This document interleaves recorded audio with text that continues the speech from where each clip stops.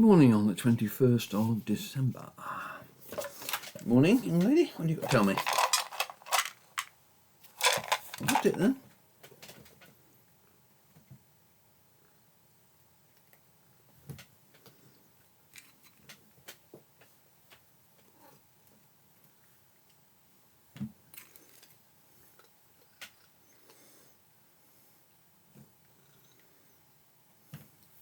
Go. You'll find it, I've no doubt. Cheeky fourth treat because it dropped off. You're not daft, are you? Eh? You're not daft at all. And we continue our journey through the Celtic Advent by David Cole. And today he's looking at darkness, the dark nights. It's a thing in our family that Mum used to ring me on about the 22nd of June, 23rd of June and say the days are starting to draw in. But she never rang me at 22nd of December to tell me they were drawing out. So I used to ring her. But there we go. But darkness it's the time of winter, the solace of winter, and the Celtics obviously use that time, as we saw yesterday. As he says in his book, as we mentioned yesterday, this whole season is one of darkness seems to prevail. The winter solace, which shifts a little each year as it's based on the actual movements of the sun and moon instead of any modern calendar, is a day upon which the light of the sun shines for the shortest time. The word solstice literally means sun stand still, from the word sol, sun, and the past participle stem assister, to stand still.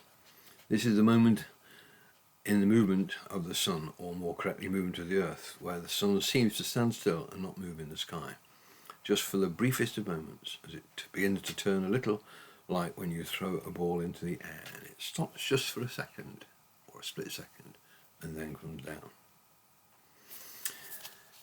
The focus on winter solace is the light overpowering the darkness, and that's what we shall see in the readings we're going to look at shortly. The darkness is there, but the light, and as far as we're concerned, the light of the world is Christ, is all overcoming. And we have two readings.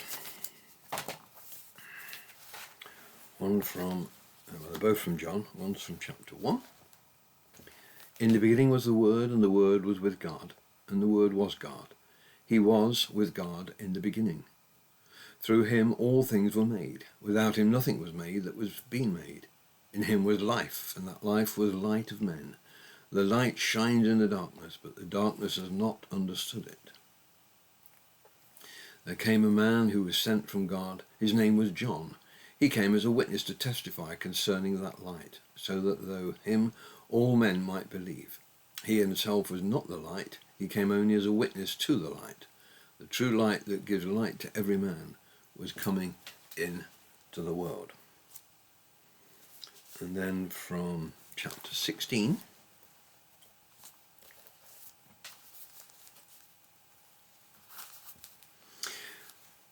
and Jesus' disciples said, "Now you are speaking clearly and without figure of speech. Now we can see that you know all things and you do not even need to have anyone ask you questions. This makes us believe that you came from God." "You believe at last," Jesus answered. "But the time is coming, has come, when you will be scattered, each to his own home. You will leave me all alone. Yet I am not alone, for my Father is with me. I have told you these things, that in me you may have peace. In this world you will have trouble, but take heart, I have overcome the world." The light has overcome the world. That is the real message, isn't it, of Christmas, and why we have so many lights and candles about, reminding us that we may be in the darkest part of the year, but we rejoice that the light came and overcame it. And we're given two things to contemplate on. Pause for a moment and contemplate darkness. What is darkness? Darkness is not actually a thing. You can't switch it on. It only exists where there is lack of light. To dispel darkness, simply increase the light. You can switch the light on, because the light is a thing. But darkness is not. Darkness is just the lack of that thing, the light. the second thought, what might this physical reality mean to you in a spiritual context in your own inner life and the life of the world in which we live? So we're looking at the fact that darkness is not a thing, it's a lack of a thing, and the thing it lacks is light, obviously. And I'm sure you on occasions have done what I do. You've lit a candle in the far room, in the far corner in the room, and just sat there and watched as the light seems to come and fill the space, and it becomes totally overwhelming from the darkness point of view. And as far as the spiritual context is concerned, well, we need the light of the world, don't we? We need the light of the world to show us where we need to go and what we need to do. And things are there waiting for us. And so a prayer. Warmth of all warmth, comfort of all comfort, be with me this day. I would share your warmth with others, and be to the other that which is the great other is to me. Let not the darkness overcome us, but let the light shine from within to illuminate what is darkness.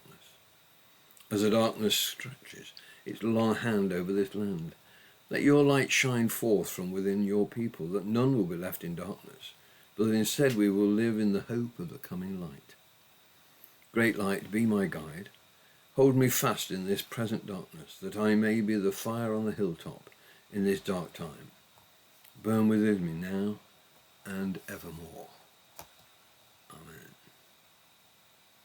I think a wonderful example of the effect of light is when we have a special occasion, like the King's coronation recently, when beacons are lit from one end of the country to the other, and they start presumably down London area, and one light is lit and then the next one is lit, and if you're fortunate enough to be up in the air and can see what's happening, you will see the path of light going up and passing over to Ireland, through Wales and up to Scotland.